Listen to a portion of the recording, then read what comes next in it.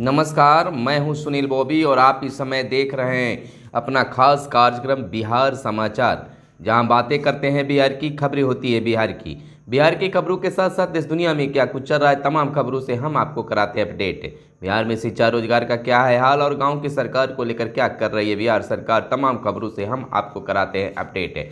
आपको बता दें कि सरकार ने सभी जिलों से नलकूपों की मांगी है रिपोर्ट।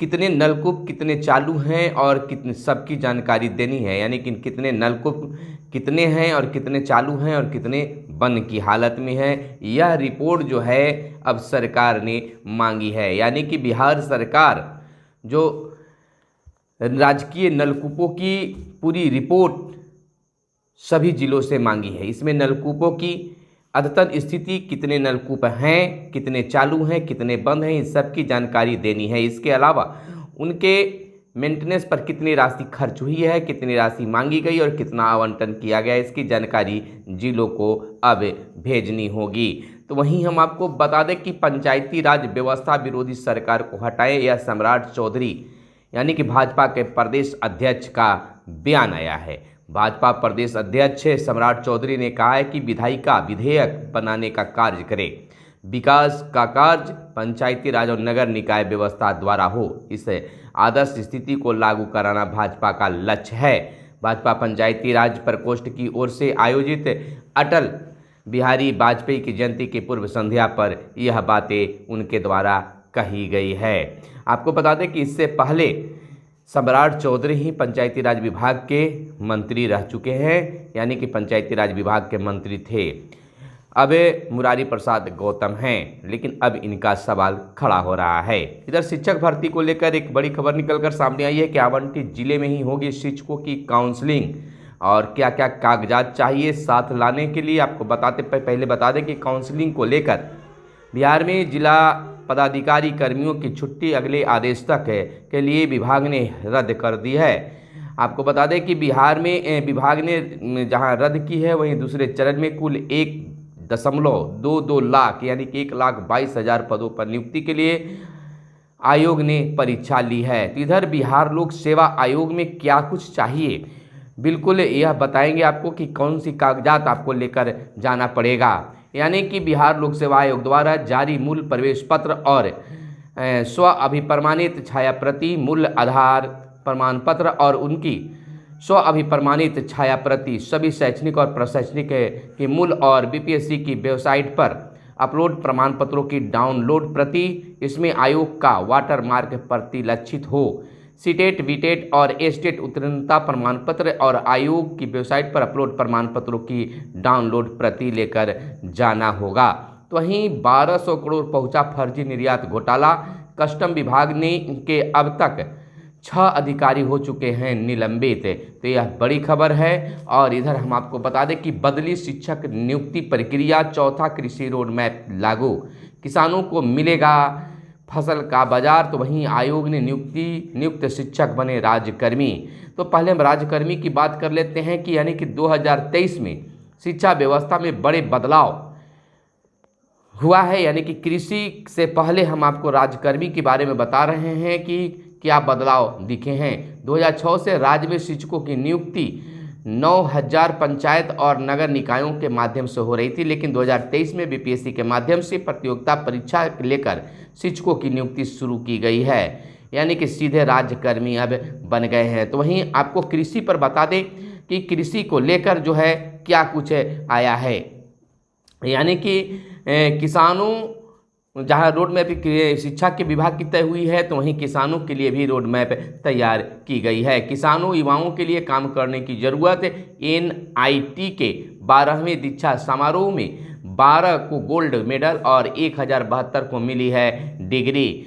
तो वहीं हम आपको अगली खबर बता दें कि पटना गया रेल खंड पर अब बनेंगे 6 अंडरपास और FOB। पाटलिपुत्र के सांसद व पूर्व केंद्रीय मंत्री रामकृपाल यादव की पहल पर रेल मंत्री अश्विनी वैष्णव ने पटना गया रेलखंड पर विशेष ध्यान दिया है। सांसद के अनुशंसा पर रेल मंत्री के निर्देश पर रेलवे बोर्ड ने पटना गया रेलखंड के परसा बाजार से मसौढ़ी के बीच 3 रेलवे अंडरपास और 3 RCC ramp foot over bridge के निर्माण की स्वीकृति दे दी है। तो यह एक बड़ी उपलब्धि कही जा सकती है। तो वहीं शिक्षा के स्वरूप को बदलने की हो रही है साजिश, यह कहना है वित्त मंत्री विजय चौधरी का। यानी कि जदयू प्रदेश कार्यालय में पार्टी के शिक्षा प्रकोष्ठ द्वारा शिक्षा संवाद का आयोजन किया गया। इस मौके पर जदयू के वरिष्ठ नेता व पूर्व प्रदेश अध्यक्ष वशिष्ठ नारायण सिंह ने कहा कि देश में शिक्षा के मूल स्वरूप को बदलने की साजिश चल रही है। वित्त मंत्री विजय चौधरी ने कहा कि प्रदेशवासियों को गुणवत्तापूर्ण शिक्षा देने के लिए राज्य सरकार प्रतिबद्ध है। वहीं पर जदयू प्रदेश अध्यक्ष उमेश सिंह कुशवाहा ने कहा कि शिक्षा के क्षेत्र में नीतीश कुमार ने जो कार्य किए हैं उनकी प्रशंसा देश और दुनिया भर में हो रही है। तो शिक्षा संवाद कार्यक्रम में लोगों ने अपना विचार व्यक्त किया है। तो वहीं दिल्ली में जदयू अपने पदाधिकारियों को देगा लोकसभा चुनाव से जुड़े खास टिप्स है। तो वहीं सांसद दयानिधि मारन के बयान पर बिहार में मचा है घमासान। कहा उत्तर प्रदेश बिहार के हिंदी बोलने वाले तमिलनाडु में साफ करते हैं शौचालय। भाजपा ने दयानिधि मारन की विपक्ष को आपत्तिजनक यानी बयान को जो है टिप्पणी को जो है आपत्तिजनक बताया है। ऐसा करना कुछ प्रमुख की आदत है। तो इस तरह से बिहार में इनकी बयानों पर चर्चा हो रही है। तो वहीं राज्य में छोटे पर्यटन स्थलों के विकास की नीति अब तैयार होगी। 13-23 तक की सुविधाएं बढ़ाने के लिए सरकार देगी अनुदान। उद्योग विभाग ने दी सहमति और कैबिनेट की मंजूरी मिलने के बाद होगी लागू। इधर बिहार के नियोजित शिक्षकों को जल्द मिलेगा राज्यकर्मी का दर्जा। इसको लेकर अब पहल शुरू हो गई है। तो वहीं माध्यमिक शिक्षक भर्ती के 8 विषयों के परिणाम बीपीएससी ने जारी कर दिए हैं। थर्ड सीजीएल में 2240 अभ्यर्थी सफल बताए गए हैं और आज भी ये उम्मीद जताई जा रही है कि देर रात तक और बचे विषयों का भी रिजल्ट जारी होगा। तो वहीं भारतीय कुश्ती महासंघ निलंबित, यानी कि जो भी है जो आंदोलन किया गया तो उस आंदोलन के बाद नियमों का उल्लंघन करने पर खेल मंत्रालय ने की है कार्रवाई और निर्णय पर पहलवान खुश हुए हैं। तो यह खेल जगत से खबर थी कि भारतीय कुश्ती महासंघ को निलंबित। तो वहीं रामलला के दर्शन को देश भर में चलेगी अब स्पेशल ट्रेनें। अयोध्या में रामलला की प्राण प्रतिष्ठा के साथ रेलवे भी व्यापक तैयारी कर रहा है। 22 जनवरी से देश भर से 100 स्पेशल ट्रेनें चलाने की योजना है। मुरादाबाद रेल मंडल होकर फिलहाल 5 ट्रेनों का रूट तय माना जा रहा है। तो यह एक आकर्षण का केंद्र यानी कि धर्म का केंद्र बन गया है। तो वहीं WHO ने कोरोना पर निगरानी बढ़ाने को कहा है। विश्व स्वास्थ्य संगठन WHO ने कोरोना और इसके नए वेरिएंट JN.1 तथा इन्फ्लुएंजा सहित श्वसन रोगों के बढ़ते मामलों को देखते हुए दक्षिण पूर्व एशिया के देशों से निगरानी व्यवस्था को मजबूत करने का आग्रह किया है। तो भारत में रविवार को कोरोना के 556 नए मामले सामने आए हैं। इसके चलते सक्रिय मामलों की संख्या बढ़कर 3742 बताई जा रही है।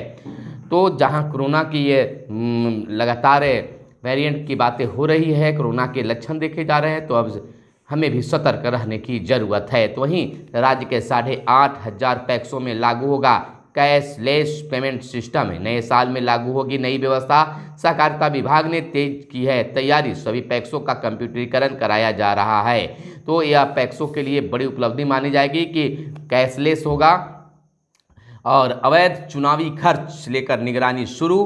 पैसे, उपहार और वितरण कर मतदाताओं को प्रभावित करने पर अंकुश लगाने की कोशिश है निर्वाचन आयोग के द्वारा, भारत निर्वाचन आयोग के द्वारा। जैसा कि आप जानते हैं कि लोकसभा चुनाव का समय बिल्कुल आ गया है। लोकसभा चुनाव को लेकर राज्य में बेहिसाब खर्च करने वाले संसदीय क्षेत्रों को चिन्हित करने की पहल शुरू हो गई है। तो चुनाव आयोग को यह एक बड़ा कार्य माना जा सकता है। इधर स्वास्थ्य सुविधा देने में जिला अस्पताल कितना सजग, मुख्यालय से होगी इसकी जांच। मुख्यालय के अधिकारियों की टीम बना रहा है स्वास्थ्य विभाग। स्वास्थ्य विभाग से जुड़ी सेवाओं का आकलन, फिर सुधार कार्यक्रम भी चलेंगे। तो अब स्वास्थ्य विभाग पर भी खास नजर है। तो वही है हॉट स्पॉट की होगी पहचान, मुख्य मार्गों पर बढ़ाई जाएगी गश्ती। क्रिसमस और नव वर्ष पर सार्वजनिक स्थलों पर मौजूद रहेगी पुलिस। यानी कि नए साल में प्रथम दिन यानी कि 1 जनवरी पर खास गश्ती पुलिस की होगी। ऑनलाइन चार्जशीट समर्पित करने की हो रही है अब तैयारी। गुमशुदा व अपहरण कांडों की 15 दिनों में समीक्षा की भी बातें सामने आ रही है।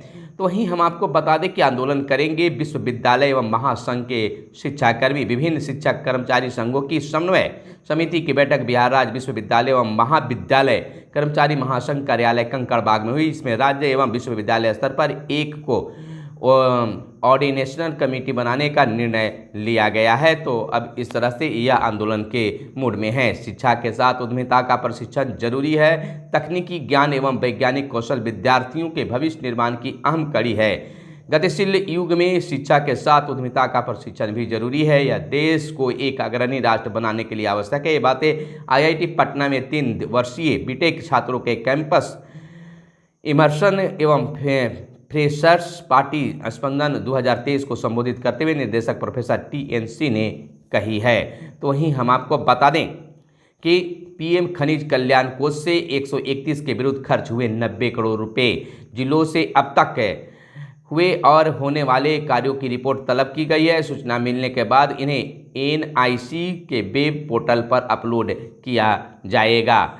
और अगली बड़ी खबर के रूप में बता दें हम कि अब वार्ड सदस्य जो हैं जगह जगह इस्तीफा दे रहे हैं। कहना है उनको कि हमें रबड़ स्टाम्प की तरह मात्र प्रयोग किया गया है, हमें अधिकार नहीं मिला है। जिस उम्मीद से हम चुनाव में आए थे कि हम अपने वार्ड को सुशासित करेंगे, वैसा हम लोगों को मौका नहीं मिल पाया है।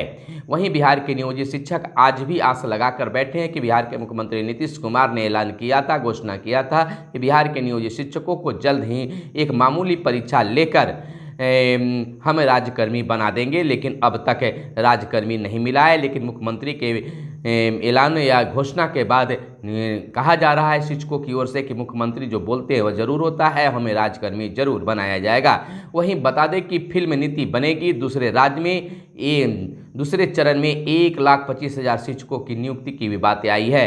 यानी कि आपको बता दें कि मेडल लाओ नौकरी पाओ योजना के तहत सरकार प्रदेश के 81 खिलाड़ियों को नौकरी देने जा रही है। BDO, सब इंस्पेक्टर और DSP आदि पद पर नियुक्ति होगी। ये बातें बीते दिन अधिवेशन भवन में राज्य युवा महोत्सव पुरस्कार वितरण के दौरान सफल अभ्यर्थियों को पुरस्कृत करते हुए उप मुख्यमंत्री तेजस्वी प्रसाद यादव ने कही। आने वाले दिनों में खेल नीति की तरह ही फिल्म नीति, IT और पर्यटन की पॉलिसी बनेगी। स्थानीय कलाकारों के साथ बाहर के कलाकारों को भी यहाँ काम करने का अवसर मिलेगा। तो यह बड़ी बातें बिहार के उप मुख्यमंत्री तेजस्वी यादव ने कही है। और बिल्कुल यह बदलाव भी आयोग के द्वारा यानी कि BPSC के द्वारा किया गया कि शिक्षकों की बहुत काफ़ी संख्या में भर्ती हुई है और आगे भी होने की बातें कही जा रही है। तो यह थी आज की खास प्रमुख खबरें। फिर मिलते हैं अगले वीडियो में। कैमरे के पीछे है मिस्टर साहिल। धन्यवाद। जय हिंद, जय भारत, वंदे मातरम।